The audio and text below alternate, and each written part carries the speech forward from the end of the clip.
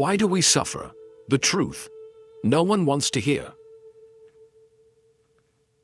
Have you ever noticed how life is like a river? Always flowing, always in flux. We reach for those moments of joy, a child's laughter, a beautiful sunset, a feeling of deep connection, like sunlight sparkling on the river's surface. We try to hold on to those moments, to make them last forever. And we push away the pain, the sadness, the things we don't like, as if we could somehow dam the river and stop its current. But what if the very nature of this river, the essence of being alive, includes something more than just these fleeting experiences? The Buddha called this dukkha. Dukkha isn't just about the occasional setbacks or heartaches. It's about understanding the fundamental nature of existence. Over 2,500 years ago, the Buddha discovered something profoundly true about how everything works. He saw that dukkha, which we often understand as suffering, isn't just something that happens to us sometimes. It's built into the very way things are. It's not just about the specific emotions we experience, joy, sadness, anger. It's about the underlying truth that all feelings, by their very nature, are impermanent.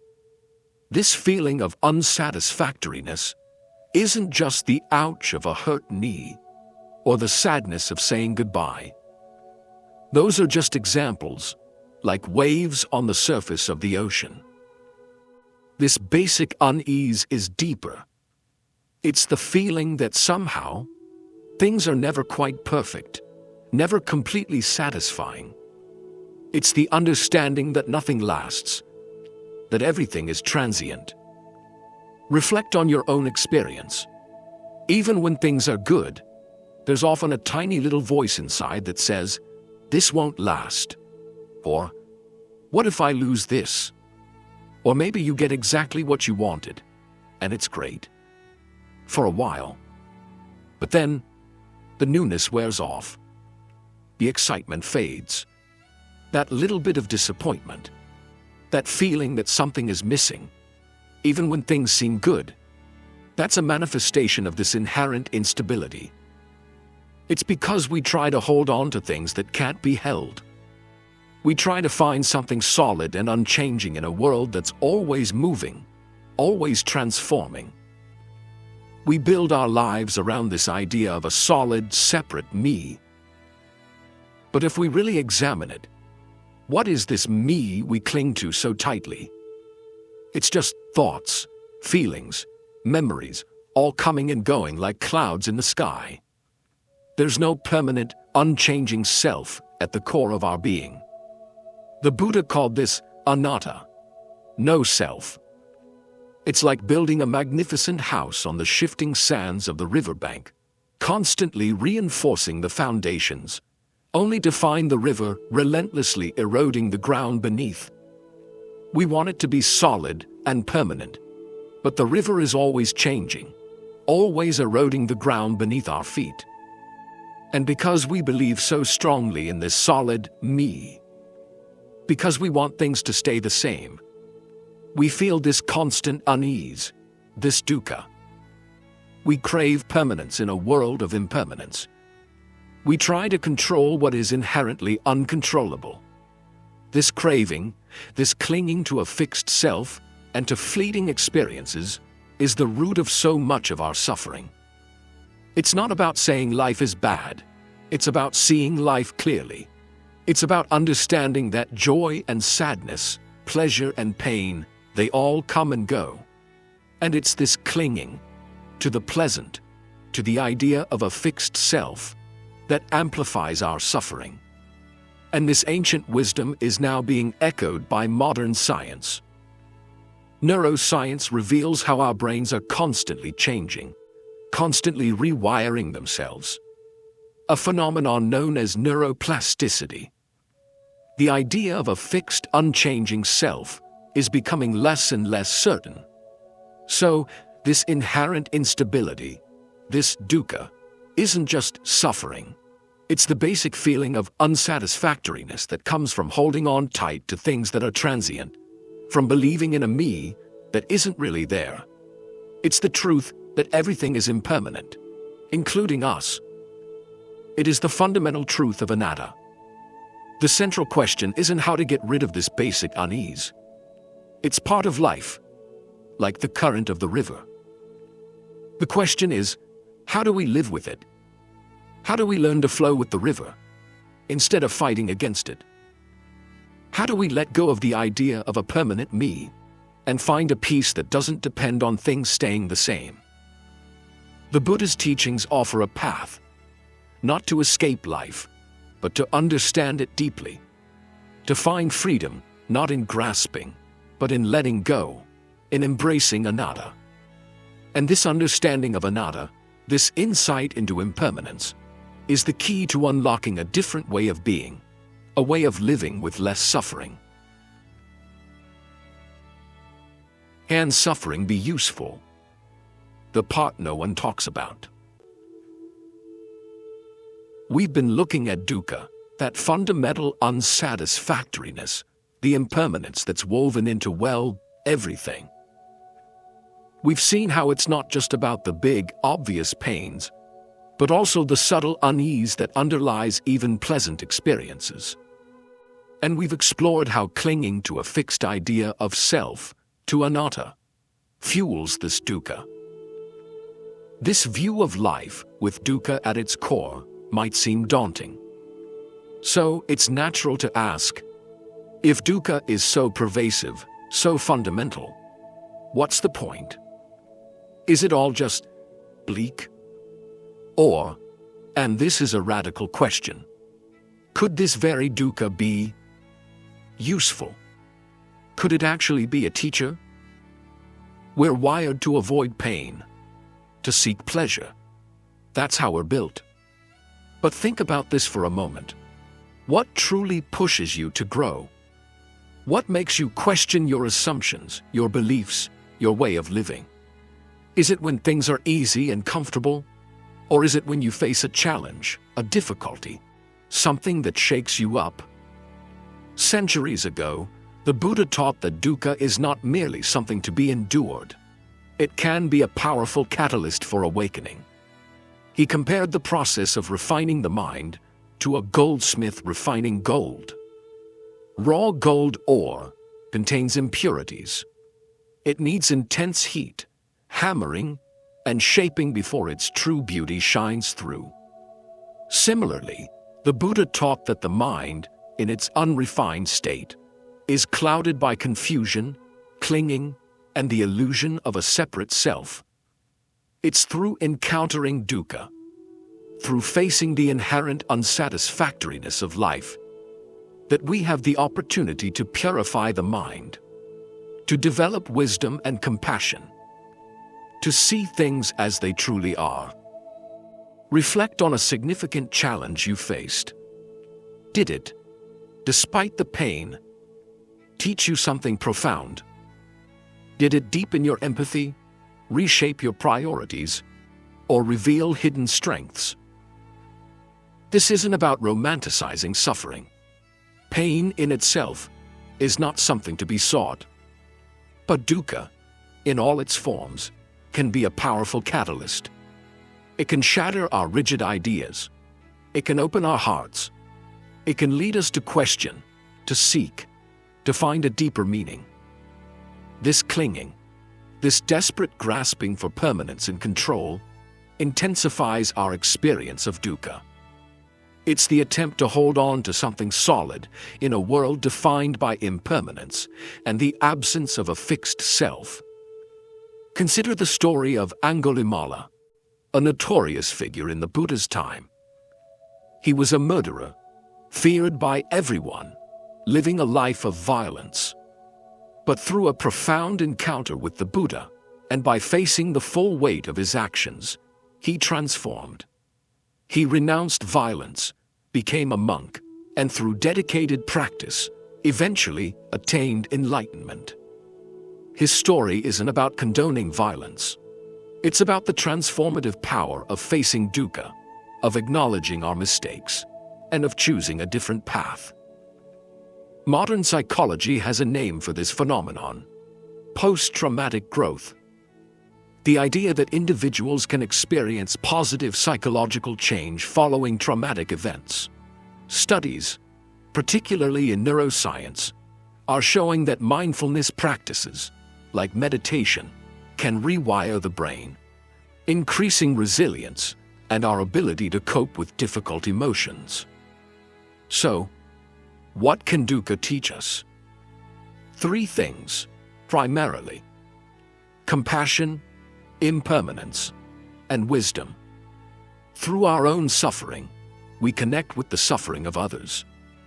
Through the constant change inherent in dukkha, we learn to appreciate the present moment, to let go of the illusion of permanence.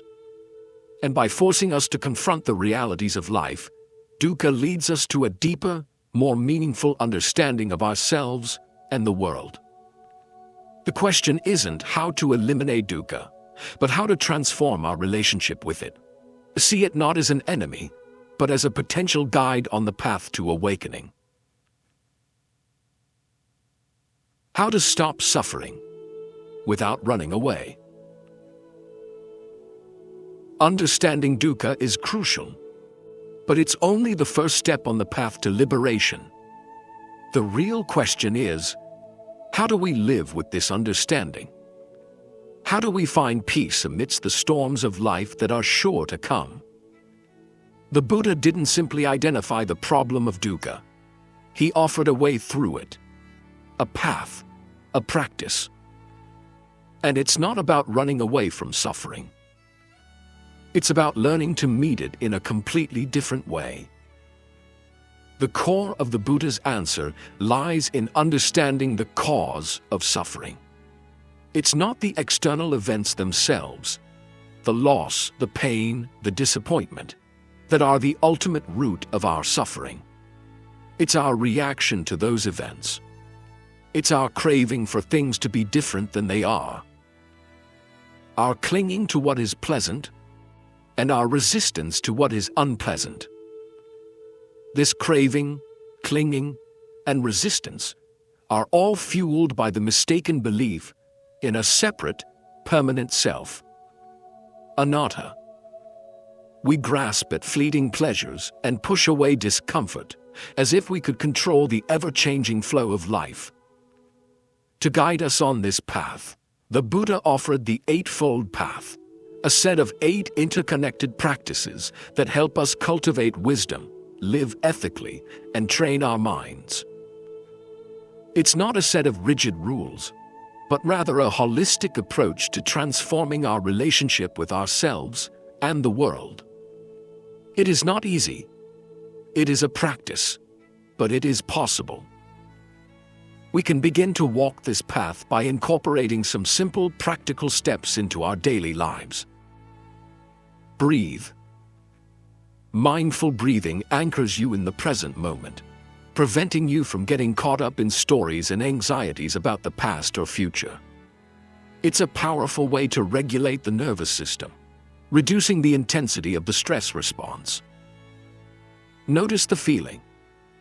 Instead of immediately reacting to a difficult emotion, anger, sadness, fear, try simply noticing it with a sense of curiosity.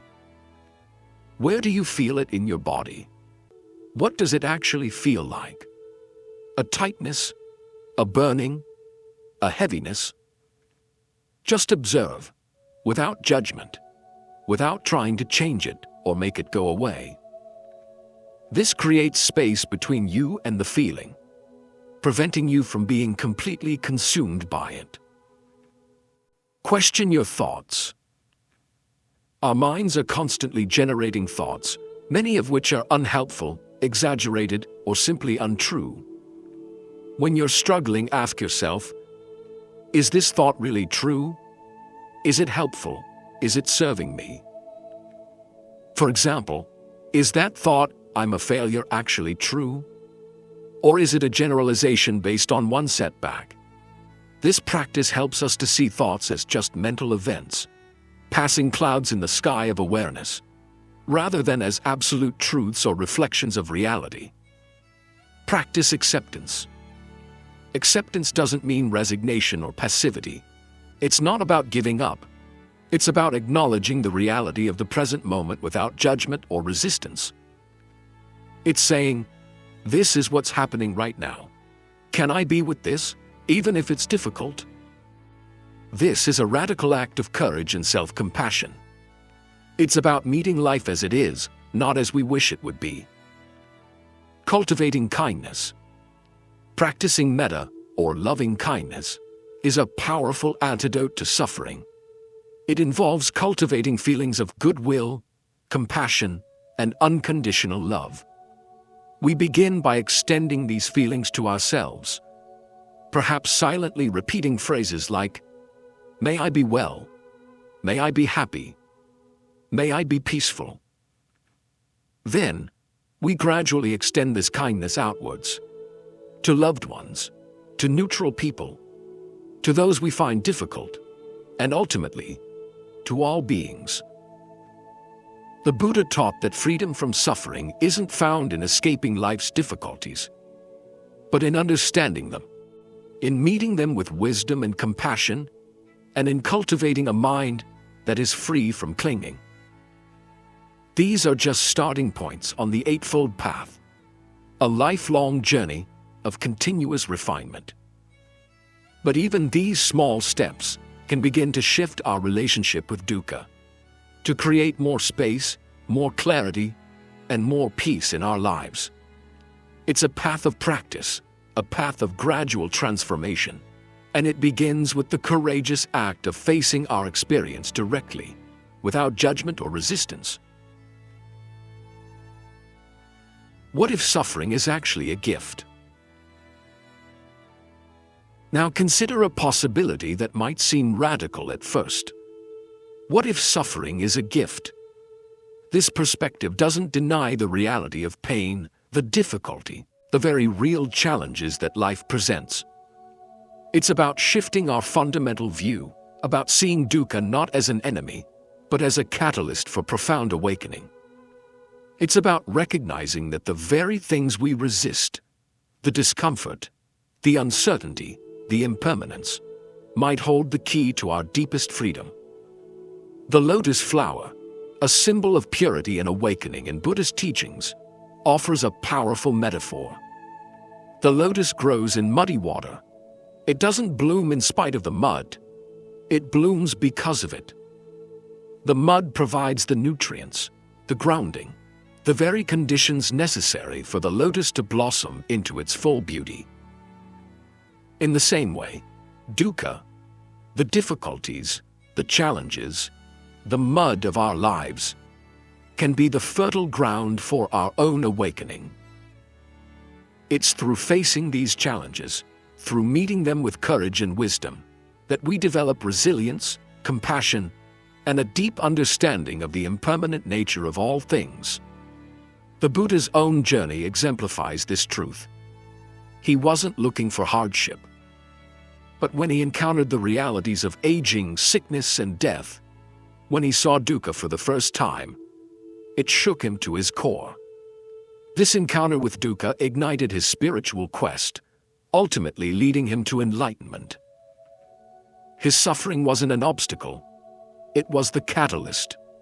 What if instead of viewing dukkha as a sign that something is wrong, we saw it as an invitation to awaken to the truth of our existence?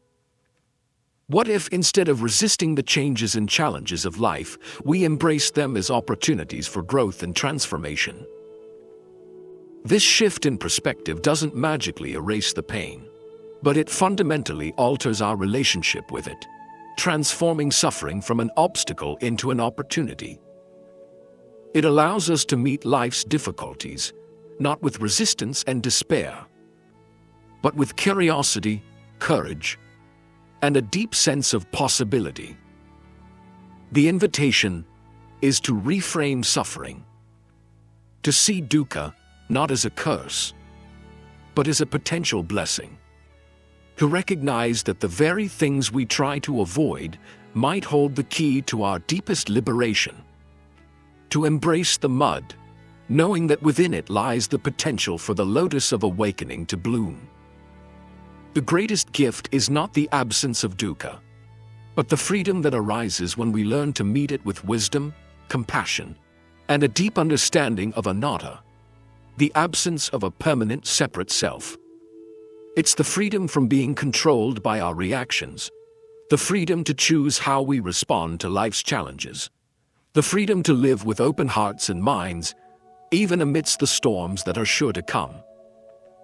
It's in facing the reality of impermanence, of dukkha, and of anatta, that we discover a peace that transcends the ups and downs of life, a freedom that is unshakable.